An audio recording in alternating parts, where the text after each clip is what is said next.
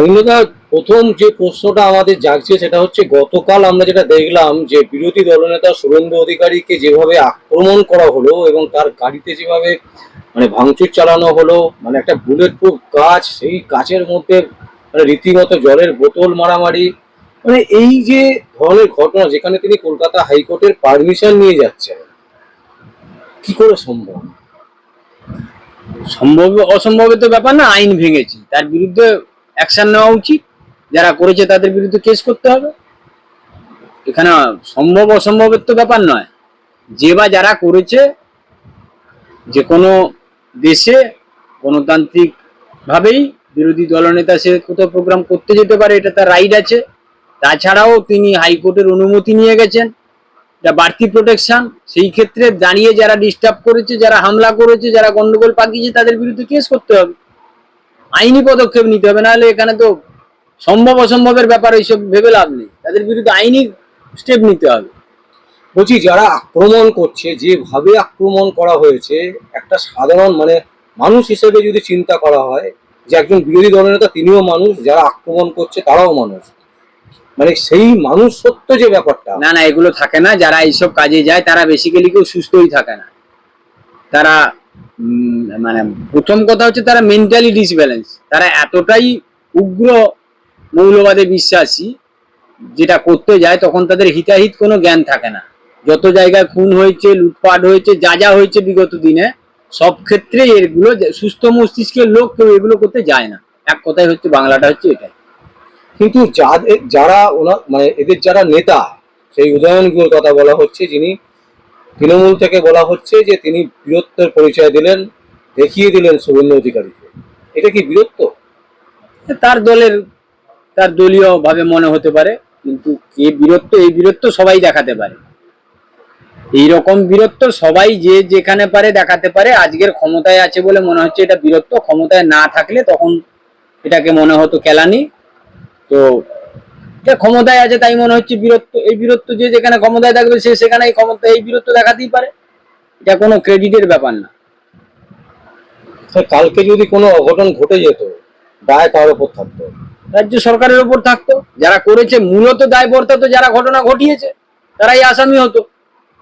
তাতে কে কার বাড়ি থেকে করিয়েছে, তার কার কত গুরুত্ব, কে কতটা বড় ক্ষমতাবান লিডার, সেসবের নাম জড়ালে সেও আসামি হতো। যদি প্রমাণ হতো যে সেই পাঠিয়েছে, সেই করিয়েছে, সে আসামি হতো, তখন বুঝে যেত।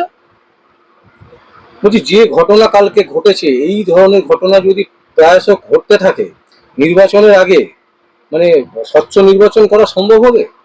বাংলায় স্বচ্ছ নির্বাচন হয় বলে আমি মনে করি না, এবং স্বচ্ছ নির্বাচন হয় না বলেই এই মৃত ভোটারদের নাম যখন বাতিল হওয়ার সম্ভাবনা তৈরি হয়েছে, তখন যারা সরকারি দলে আছে তাদের মাথা খারাপ হয়ে গেছে। তো স্বচ্ছ যে ভোট হয় না এখান থেকেই প্রমাণিত। মৃত লোক যে বেঁচে নেই তার নাম বাদ যাবে, সেই নিয়ে তৃণমূলের কি এত, মরা লোকের সঙ্গে এত খাতির কেন? তো এখান থেকেই তো প্রমাণিত যে স্বচ্ছ ভোট হয় না, স্বচ্ছ ভোট করা যায় না, করতে দেয় না এখানকার লোকাল যারা সরকারে আছে। যত ভোট এগিয়ে আসবে তত আরো এসব উন্মাদনা বাড়বে। যে যার লোকালে টিকিট পাওয়ার জন্য লোকাল লিডাররা এগুলো বেশি বেশি করে করছে, তার দলীয় নেতৃত্বকে সন্তুষ্ট করার জন্য, আর কিছুই না। টিকিটটা কনফার্ম করার জন্যই এসব করা হচ্ছে। সন্তুষ্ট করতে গিয়ে একটা মানুষের প্রাণ চলে যেত। কে গেল কে এলো সেটা তো ব্যাপার না, এই পার্টি গুরুত্ব দিচ্ছে তাই হচ্ছে। এই পার্টি যদি এটাকে তোল্লা না দিত তাহলে কেউ করতো না, করার সাহস দেখাতো না। এই পার্টি এইগুলো করলে গুরুত্ব দেয় তাই গুরুত্ব পাচ্ছে, তোল্লাই পাচ্ছে। কেন্দ্রীয় বাহিনী থাকা সত্ত্বেও এই ধরনের ঘটনা ঘটছে। কেন্দ্রীয় বাহিনী থাকুক আর যেই থাকুক না কেন, বাহিনী ছিল বলে বেঁচে গেছে। বাহিনী না থাকলে আরো বড় কিছু ঘটতো, এটা নিয়ে তো কোনো দ্বিমত নেই। এটা নিয়ে রিপোর্ট করতে হবে, প্রোটেকশন আরো বাড়াতে হবে বিরোধী দলনেতার। রাজ্যের পরিস্থিতি যত ভয়ঙ্কর হবে, যত আক্রমণ হবে, তার প্রোটেকশন তত বাড়াতে হবে। এখানে একজন নেতার উপরে এইভাবে আক্রমণ হচ্ছে, আগামী দিনে তো প্রচুর নেতারা রাস্তায় বেরোবে, রাস্তায় নামবে, আক্রমণ হবে। হয়তো হয়নি, এটার প্রথমবার হচ্ছে তা তো না। হয়তো এই রাজ্যে, সারা ভারতবর্ষের রাজনৈতিক আঙিনা বা চিত্র আলাদা, পশ্চিম বাংলার রাজনৈতিক চিত্র সম্পূর্ণ ভিন্ন। কারণ এখানকার মানুষের এই দাঙ্গা মারামারি না করলে তারপরের দিনে যারা রুলিং পার্টিতে আছে তারা থ্রেট করবে, তোমার সরকারি যা যা সুযোগ সুবিধা আছে সবটাই বঞ্চিত হবে, কারণ আমরা তোমাকে না সুপারিশ করলে তুমি কিছুই পাবে না। সেই কারণে সাধারণ মানুষ তাদের হয়ে লড়াই করতে যায় না বুঝেই। কারণ এই বাংলায় মানুষের কর্মসংস্থানের কোনো জায়গা নেই, একমাত্র রুটি রুজির জায়গা হচ্ছে দলীয়ভাবে দলের পতাকা নিয়ে যা খুশি দলীয় নেতারা যা বলবে সেটা যদি তুমি পালন করো, তবে সরকারি যা অনুদান আছে তার একটা অংশ তুমি পাবে, বাকিটা আবার কাটমানি যাবে। মমতা ব্যানার্জি বলছেন যে ভিন রাজ্যে বাঙালিদের উপর অত্যাচার হলে আমরা এইরকমই করবো, মানে এইরকমই হবে, মানুষ রুখে নেবে। এটা কি মানুষ রুখে নিচ্ছে? সব বাংলা বাজে কথা বলছেন উনি।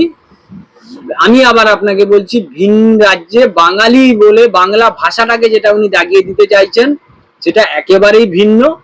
সেটা হচ্ছে যাদের ওপরে হয়েছে, যারা হচ্ছে তাদের নাম প্রকাশ করুক, তারা কারা, তাদের বাড়ি কোথায়, সেটা কেন করছেন না? শুধু বাঙালি বলে কেন দাগিয়ে দিচ্ছেন? বাংলা ভাষা কথা বাংলাদেশেও বলে। কাদেরকে ধরেছে, তাদের আইডেন্টিফিকেশন কি আছে, তাদের কাছ থেকে কি উদ্ধার হয়েছে, তারা কারা, তার নাম কি, সেগুলো কেন বলছেন না? সব করে ভোট আছে তাই বাঙালি বাঙালি করে একটা উন্মাদনা তৈরি হয়েছে। আমি তো এর আগের দিনও আপনাকে বহুবার বলেছি যে প্রণব মুখোপাধ্যায় যখন রাষ্ট্রপতি নির্বাচনে দাঁড়িয়েছিল তখন উনি বিরোধিতা করেছিলেন। উনি কি অবাঙালি ছিলেন নাকি? না, উনি ভাষা আন্দোলন করবে বলছেন 26 পর্যন্ত, ভোট পর্যন্ত। কেন ভোট পর্যন্ত? কেন ভোট মিটে গেলেই ভাষার সমস্যা মিটে যাবে? তার মানে উনি যা যা করছেন সবটাই রাজনৈতিক উদ্দেশ্য নিয়ে করছেন, রাজনীতির স্বার্থে করছেন। এটা আমাদেরকে সবাইকে বুঝতে হবে। যতদিন না বুঝতে পারবো ততদিন এরকম থাকতে হবে, এই রাজ্যে এই সমস্যা নিয়ে বেঁচে থাকতে হবে। বলছি দিল্লিতে একটা এফআইআর হয়েছিল একজন মানুষের বিরুদ্ধে, সেই এফআইআর এর নাকি লেখা ছিল যে তিনি বাংলাদেশি, মানে তিনি বাঙালি, বাংলা ভাষায় কথা বলেছেন, তিনি বাংলাদেশি। কিন্তু এফআইআরটা যখন আমরা পড়লাম তাতে কিন্তু লেখা আছে যে তার যে ডকুমেন্ট, তার থেকে যা যা চাওয়া হয়েছিল সেই ডকুমেন্ট গুলো ঠিকঠাক তিনি দেখাতে পারেন। বলছি তো, এখানে এটা নিয়ে কংগ্রেসও রাস্তায় নামছে। কংগ্রেসের কাজ বিরোধিতা করা, তাই রাস্তায় নেমেছে। রাস্তায় এরা কেন নামবে না? আপনি যেটা করবেন, আপনি সরকারে আছেন, তার বিরোধিতা করা এদের কাজ। বিরোধিতার জন্য বিরোধিতা করছে এরা। এরা একটা জায়গায় কোথাও দেখাতে পারবে না, প্রমাণ দিতে পারবে না যে যাকে ধরেছে বা আটকেছে তার পরিচয় কি আছে, তার নাম কি আছে, কোথায় তার বাড়ি, সেটা দেখাক না। তার না দেখিয়ে তো লাফাচ্ছে কেন? বাংলা বাংলা বাংলা বাংলা গুলো চেঁচাচ্ছে কেন? বাংলার আর ছাত্রছাত্রী নেই? বাংলার বাইরে কেউ পড়তে যায়নি? সারা ভারতবর্ষে বাংলার আর কেউ কাজ করতে যায়নি? বাংলার প্রচুর মানুষ বাইরে বসবাস করছে, কাজ করছে, কারণ বাংলায় কোনো কর্ম নেই। বাংলা একটা কর্মহীন রাজ্য। এখানে লেখাপড়াও আগে যেটা হতো সেটাও নেই, কারণ এখন এখানে দেখবেন ভালো ভালো নাম করা যেসব ইউনিভার্সিটি ছিল, কলেজ ছিল, সেখানে আর ছাত্র ভর্তি হচ্ছে না, সেখানে সিট সব ফাঁকা পড়ে আছে। বাংলার ছাত্ররাও বাংলায় পড়তে চাইছে না, তারা বিদেশে গিয়ে পড়াশোনা করছে অন্য রাজ্যে। তাহলে তাদেরকে তো কেউ তাড়িয়ে দিচ্ছে না। তারা এত আছে কি করে? বাংলায় কটা লোককে ধরেছে বাংলাভাষী, এবং তারা পশ্চিমবঙ্গের লোক কিনা তার প্রমাণ হোক আগে। বাংলাভাষী পশ্চিমবাংলার নাগরিক কিনা দেখা হোক, বাংলা ভাষায় বাংলাদেশে কথা বলে। তো তার বিদেশিরা ঢুকে আসবে আমার রাজ্যে, তাদেরকে অবৈধভাবে ভোট করিয়েছে, ভোটার কার্ড করিয়েছে, তো সেগুলোকে ধরছে, তাতে অসুবিধা কোথায় আছে? এতে তো কোনো, আমাদের তো, আমরাও তো বাঙালি, আমাদের তো কোনো রকম সমস্যা হচ্ছে না। আমরা তো মনে করছি না এতে কোনো সমস্যা আছে বলে কিছু। বলছি বাম সমর্থিত একজন বিশিষ্ট আইনজীবী তিনি বলছেন যে 11টা পয়েন্টের ওপরে ওই নাগরিকত্ব যে ব্যাপারটা আনতে চলেছে সেটা নাকি কেউ কারোর পক্ষে দেখানো সম্ভব না। অন্য রাজ্যগুলো দেখাচ্ছে কি করে? বাকি রাজ্যগুলো তো কারোর পক্ষে দেখানো সম্ভব হবে কি হবে না সেটা দেখা যাক, সেই নিয়ে কোর্টে যাক। যেগুলো দেখানো সম্ভব নয় কোর্টের দ্বারস্থ হোক। এটা বলা মানেই হচ্ছে যে অবৈধ নাগরিকদেরকে অ্যালাউ করার সুযোগ করিয়ে দেওয়া। আমরা মনে করি না আমার দেশে কোনো অবৈধ নাগরিক থাকুক, এটা সহজ কথা। অবৈধ নাগরিকদেরকে আমার দেশে কেন থাকবে? আমরা আমার দেশে থাকতে পারছি না, সমস্যা, আবার বাইরের থেকে অবৈধ নাগরিক এসে আশ্রয় নেবে, সাময়িকভাবে ভোটের স্বার্থে কেউ অ্যালাউ করবে, এটা আমরা কখনোই চাই না। কে কি বললো সেটা তার ব্যক্তিগত। আচ্ছা, এরকম কি কোনো ব্যাপার সিটিজেনশিপ যে এটা আইনটা আনতে চলেছে তাতে নাকি বলা হচ্ছে আধার কার্ড, ভোটার কার্ড এগুলো গুরুত্ব পাবে না? শুধু এইগুলোর উপরে বেশ করে কিছু হবে না, এগুলো তো ফলস তৈরি করা হয়েছে। ভোটার কার্ড, আধার কার্ড দুটোই তো জালি ভর্তি। শুধু এই দুটো দেখানো মানে আপনি ভারতীয় নাগরিক, এটা প্রমাণিত না। এটাই হচ্ছে মূল বক্তব্য। আপনার আধার কার্ড একটা লোকের বিভিন্ন জায়গায় আছে, একটা লোকের ভোটার কার্ড, আমি তো আপনাকে এর আগের দিনও বলেছি, এখানে প্রচুর লোক আছে যারা এখানকার ভোটার, উড়িষ্যাতেও ভোটার, বিহারেও ভোটার। তাহলে কি হবে তার? সে 3 জায়গায় ভোটার থাকবে? আচ্ছা, এইটা যখন বলছেন তার সাথে সাথে একটা প্রশ্ন উঠে আসছে, রাজ্যের প্রাক্তন সভাপতি বিজেপি, তার ওয়াইফের আমরা দেখতে পাচ্ছি সুকান্ত মজুমদারের ওয়াইফের 2 জায়গাতে ভোটার লিস্টের নাম আছে, তো এটা কিভাবে দেখছেন? ভোটার লিস্টের নাম কি করে আছে দেখতে হবে, ভোট দিয়েছে কিনা দেখতে হবে। ভোটার লিস্টে যদি নামও থাকে, তার নামটা কিভাবে আছে, এখানে নতুন লাস্ট কোথায় ভোটার লিস্টের নামটা তুলেছে সেখানে কি দেখে, এবং আগে যেখানে ছিল সেখানে সে জানিয়েছে কিনা সেটা। সে যদি জানিয়ে থাকে সেখানকার, তারপরে যদি তার ভোটার লিস্টের যারা কর্মকর্তা আছে তারা যদি তার নাম কেটে না বাদ দেয়, তার জন্য তিনি দায়ী না। আচ্ছা, কোন মানে এমন একটা ডকুমেন্ট যে ডকুমেন্টটা সবার কাছে পাওয়া যাবে, মানে যারা ভারতবর্ষের নাগরিক, সেটা আপনি কিভাবে চিহ্নিত করবেন? নানান ভাবে, এমন কোন দেশে, আমার দেশে খুব কম নাগরিক আছে যাদের দলিল নেই। এরকম লোক খুবই কম আছে, তার কোনো না কোনো, যার দলিল নেই তাকে পাট্টা দিয়েছে। একেবারে কিছুই নেই, মানে অনেকে ধরুন জমি জায়গা নেই, একেবারে কিছু নেই, এরকমটা খুবই কম। পড়াশোনাও করেনি, মানে একেবারে কোনো কেউই পড়াশোনা করেনি, জমি জায়গাও নেই, তাহলে কিভাবে সে আছে দেশে? সে কোথায় থাকে? ভাড়া বাড়িতে থাকে। তা ভাড়া বাড়িতে থাকলেও তো তার তো কোনো সরকারি ভাবে তো সে তো বেনিফিট হয়েছে এতদিনে। হ্যাঁ, তার ইয়ে আছে, লাইটের বিল আছে, গ্যাসের বিল আছে, এগুলো সব আছে। হ্যাঁ, সেটা দীর্ঘদিনে দেখালে পাবে, আজকের কালকের তো ব্যাপার নয়। যদি সে, আপনি যেটা বলতে চাইছেন যে দীর্ঘদিন যদি কেউ থেকে থাকে, দীর্ঘদিন আছে, তারপরেও সে ভারতবর্ষের কোথাও তার জায়গা নেই, কোনো স্কুলে তার ছেলে মেয়ে পড়েনি, বা সে নেই, মানে স্কুলে বাচ্চার সার্টিফিকেট দিয়েও কি তাকে ইয়ে করা যাবে? আমি বলছি তার ছেলে মেয়ে যারা, আপনি যেগুলো বলতে চাইছেন, আপনাকে তো ধরুন 20 রকমের আইটেম দিয়েছে যে এইগুলো এইগুলো লাগবে, তার ভিতরে আপনার না হয় 4টে ডকুমেন্টস না থাকতে পারে, 10টা তো থাকবে। একদম কিছুই নেই এটা হতে পারে? কোনো কিছুই নেই, এটা সম্ভব না। না, যেমন বলা হচ্ছে যে জমির মানে জায়গা জমি দেখাতে হবে, দলিল দেখাতে হবে। বলছি এটা একটা অনেকের নাম থাকতে অপশন, পারে।